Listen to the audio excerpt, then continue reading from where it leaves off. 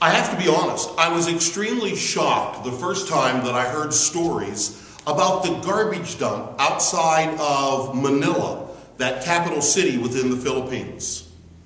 I don't know if you've heard about the garbage dump there or not, but it goes on for miles and miles. And several generations ago, people having no place to go and no means of supporting themselves or their families actually took their families and moved them into the midst of the dump. And there, as they've scavenged among the items of the dump, they have found things to put together, lean-to type shacks to try and care for their families.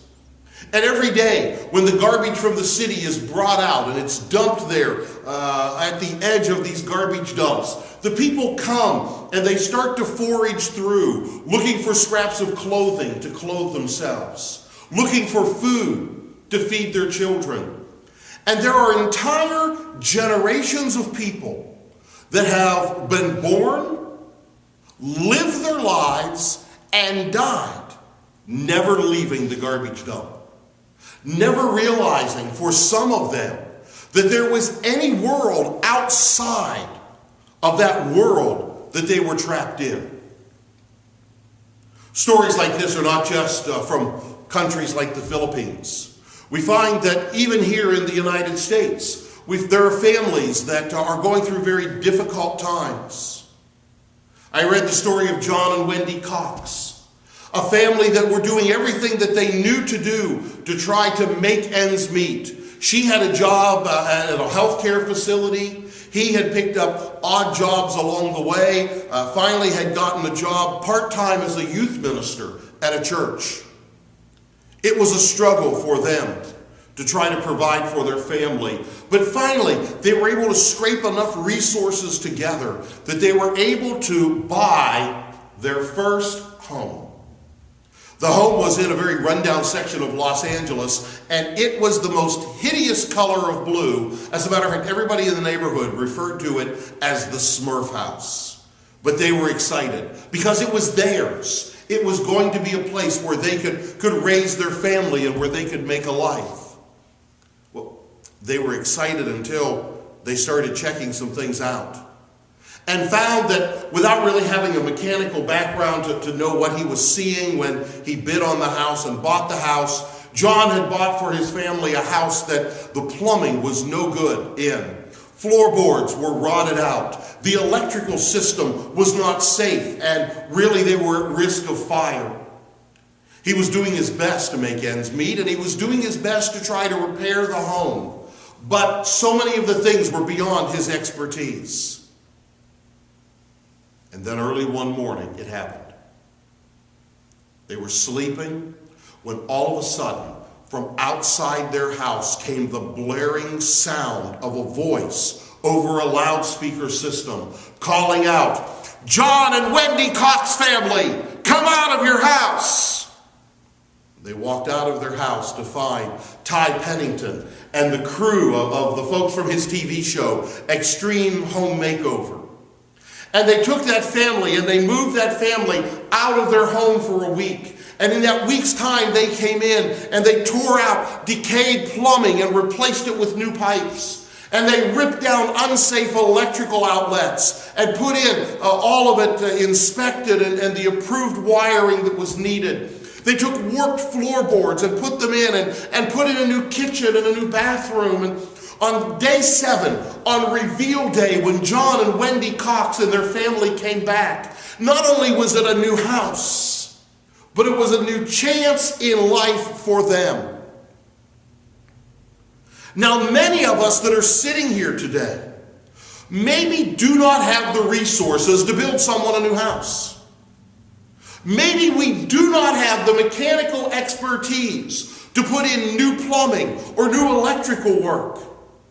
But what we do have is the ability to use the God-given talents that we have to reach out to those less fortunate, to those whose lives are broken, and to make a difference in a way that changes lives and thus changes our world.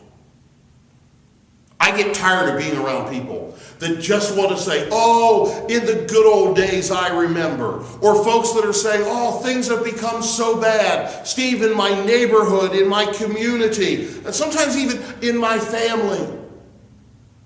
Well, then be a world changer. Take and reach out and help broken lives become mended again.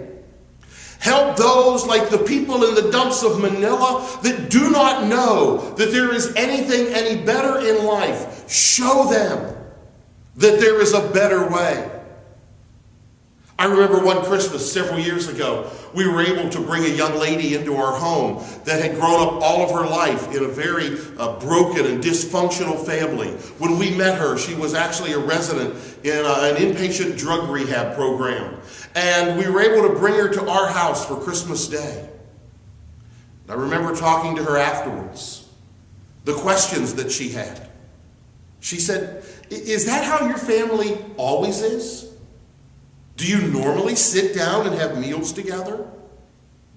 Do you really talk to each other without shouting and without cussing and name-calling? Or were you just on your best behavior because I was there?